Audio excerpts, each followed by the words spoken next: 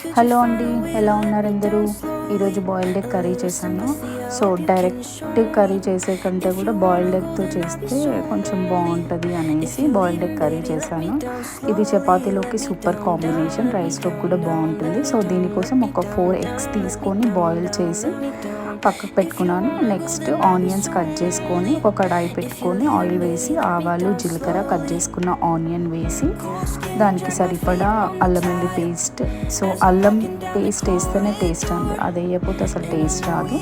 So అవన్నీ వేసి కలిపాక ఒక 5 మినిట్స్ మగ్గించుకొని నెక్స్ట్ దానికి సరిపడా కారం, ఉప్పు, ధనియాల పొడి, గరం మసాలా వేసుకొని మళ్ళీ ఒక 5 మినిట్స్ వరకు ఉడికించుకోండి. నెక్స్ట్ మనం ఆల్రెడీ కట్ చేసుకొని పెట్టుకున్నాం కదా ఎగ్స్, అవి వేసి కరివేపాకు వేసి ఒక 5 మినిట్స్ ఉంచి మళ్ళీ ఎగ్స్ని మళ్ళీ టర్న్ చేయండి. సో ఫైనల్లీ మన కర్రీ రెడీ అయిపోతుంది.